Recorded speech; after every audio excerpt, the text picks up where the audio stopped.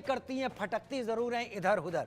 मैं, क्योंकि आपका आर्मी का बैकग्राउंड है, वरिष्ठ अधिकारी आप रहे हैं, आप मुझे कुछ चीज ऐसी समझाइए जो कि मेरे दिमाग में एक सवाल की तरह है, और इसका हो सकता है हमारी चर्चा से लेना हो, या हो सकता है कि मैं पूछ रहा हूं इससे।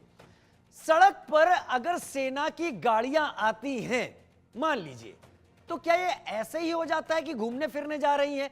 एक दो गाड़ी दिखती हैं, वो कहीं भी दिखेंगी, किसी भी शहर में दिखेंगी, लेकिन काफिला अगर आ जाता है, ये किस बात का सिग्नल है? Major general retired Vijesh Kumar.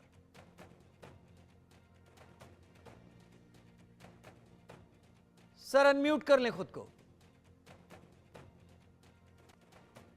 Rajiv जी, बहुत उत्तम प्रश्न है। उसको दो बैकड्रॉप में हम देखेंगे और थोड़ा कुछ जो मुझे जानकारी है विस्तार में हम शेयर भी करेंगे। देखिए, यूनुस की जो सरकार आई थी 10 महीने पहले, ये एक चुनी हुई सरकार नहीं थी, ऊपर से बैठाई हुई सरकार थी कुछ तत्वों द्वारा जो विदेशी थे, जिसको हम लोग हमेशा कहते हैं डीप स्टेट। बांग्लादेश की अगर हम हिस्ट्री देखते हैं तो ये काफी डेमोक्रेटिक सा नेशन रहा है। जिसके जन्म होने के बाद में 72 से 75 तक डेमोक्रेसी थी, 75 से 91 तक मिलिट्री शासन रहा है, लेकिन 91 से लेकर के 23 तक ये डेमोक्रेसी ही रहा है। डेमोक्रेसी में आप वीकनेसेस फाइंड कर सकते हैं कि परफेक्ट डेमोक्रेसी नहीं थी, लेकिन इलेक्टेड गवर्नमेंट का रूल रहा है। तो पिछले अगर 10 महीने में जो वहां पे हरकत हो रही है, पहले तो फ्रेंजी थी, आपने फ्रेंजी बनाई कि अवामी लीग की सरकार यूं है, उनके लीडर यूं है, वगैरह वगैरह। अब उसका तो नशा तो टूट जाता है 10 महीने बाद में, तो उसको आप चला नहीं सकते हैं। तो ये एक वजह है। दूसरी साथ में इसका जिक्र करूंगा बांग्लादेश आर्मी। बांग्लादेश आर्मी को हालांकि पहले रूल कर चुकी है, लेकिन वो उस मोल्ड में नहीं है जैसे हम पाकिस्तान आर्मी को पश्चिम में देखते हैं, हमारे देश के पश्चिम में देखते हैं। ये काफी, और खासकर जो present chief of the army staff हैं जनरल वकरुज्जमान, ये जो हमने हरकत सुन रहे हैं, ये जो गड़बड़ी सुन रहे हैं पिछले हफ्तों में, और खासकर 5 डेज में, वो देखेंगे तो पता चलेगा कि जो बांग्लादेश के जो एडवाइजर रहे यूनिस साहब, उनके मन में कोई भावना जाग गई कि हम अपने आप को रूलर साबित करते हैं। शायद इसी से उत्पन्न हुई है। ऐसा क्यों हुआ? उनको पता है वो चुनी हुई सरकार नहीं है, उनको पता है कि एक डेमोक्रेटिक गवर्नमेंट यहां लाना चाहिए, लेकिन उनकी भूमिका जो शुरू हो गई कि मैं पहले एक रिफॉर्म्स लाऊंगा बांग्लादेश के पॉलिटी के ऊपर। दूसरी बात, मैं चाहूंगा जितने पॉलिटिकल पार्टीज हैं एकजुट होकर के आगे कुछ उसके लिए हमारी मदद करें। मतलब वो समय को टाल रहे थे। उसके अलावा उनकी महत्वाकांक्षा इस बात से दिखती है, जैसे उन्होंने नया अपना नेशनल सिक्योरिटी एडवाइजर को क्या कहते हैं अपॉइंट किया। वो भी एक इकोनॉमिस्ट हैं, उनका मिलिट्री से कोई बैकग्राउंड नहीं है।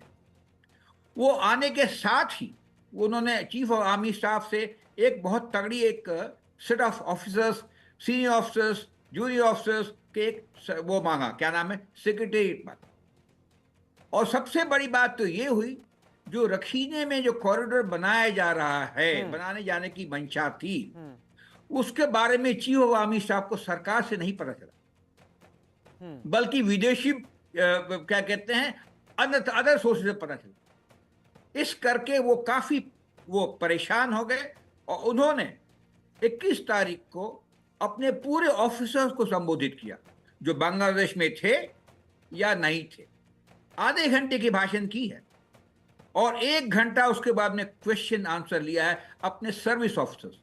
और ये बहुत बड़ी बात है। और इसी के बाद में निकल के आती है, एक बात आई कि कॉरिडोर बन रहा है। उनके मुंह से शब्द निकला, what bloody corridor. What bloody south Asian के आर्मी पार्लेंस में कोई गंदी जबान नहीं है, एक आश्चर्य बताता है। There will be no corridor. और उसके बाद में उन्होंने कहा अपने सलाहकार, जो बांग्लादेश के सलाहकार हैं, देखिए ये जो सॉवरेनिटी का विषय है बहुत महत्वपूर्ण है, इसको एक चुनी हुई सरकार ही ले सकती है। हम नहीं चाहेंगे कि एक टेम्पररी सरकार इस इंपॉर्टेंट इशू पे एक अपना राय बनाए और जगह। दूसरी बात उन्होंने कही, ये बहुत हो गया, मुझे इलेक्शंस चाहिए, मैं चाहता हूं कि बांग्लादेश को एक इलेक्टेड सरकार मिले और दिसंबर तक उसको आपको दे देना चाहिए। एक और बात कही, हमारी आर्मी को बांग्लादेश में रूल करने का कोई इंटरेस्ट नहीं है, हमारे कोई चाहत नहीं है कि मैं सरकार रूल करे। जब ये बात हुई, उसके ऊपर जो बांग्लादेश के जो क्या कहते हैं यूनुस साहब ने परसों या 22 तारीख को कहा कि हम रिजाइन करना चाहते हैं। उन्होंने एक पुराने छात्र शिविर मेंबर को कहा कि मैं रिजाइन करना चाहता हूं, और ये बात आगे फैल गई। तो अभी कहानी ये है कि जो जितने डेमोक्रेटिक पार्टीज हैं, जितनी पॉलिटिकल पार्टीज हैं, बेगम जिया की हो, जमात इस्लामी हो और नेशनल सिटीजन पार्टी जो कि स्टूडेंट्स की हो, सब मिलके उनको कहा है कि आप साहब इलेक्शन कराइए और उसका टाइम टेबल दीजिए। ब्रजेश जी, पता ये भी चला है कि यूनुस साहब ने अपना इस्तीफा वापस ले लिया है। ये आप जो सारे के सारे बातें रख रहे हैं, ये बातें बहुत खास हैं, शायद इसी का प्रेशर हो। लेकिन एक आर्मी सीनियर ऑफिसर होने के नाते क्या आर्मी की गाड़ियां अपने आप आ जाती हैं सड़कों पर? देखिए, आपकी बात सही है कि वो किसी कारण से या आम तौर पे आर्मी की गाड़ियां डेमोक्रेसी में बुलाई जाती हैं, खुद नहीं जाती जी। लेकिन जहां तक ताल्लुकात की बात है, जनरल वकरुज़मान का पॉलिटिकल एम्बिशन नहीं पता चलता है। गाड़ियां की आवश्यकता या उनको बुलाया गया हो या कोई इमरजेंसी हो तो अलग बात है। लेकिन जी हाँ, हम लोग तो यहाँ बैठे हैं, एनालिसिस करते हैं, जो अखबार उनके छपते हैं प्रथम आलो है, मैं उसी तो डिस्काउंट नहीं कर सकते हैं। मैं उसी एनालिसिस पर लाना चाहता था चीजों को, और मैं यही कहना चाहता था, बुलाया किसी ने नहीं, फिर भी गाड़ियां अगर आ गई हैं सड़कों पर, यह इंडिकेशन है कि मोहम्मद यूनुस के लिए एक चेतावनी अंदर ही अंदर जा चुकी है। मैं आता हूं चर्चा पर, मोहम्मद यूनुस पर। अब चुनाव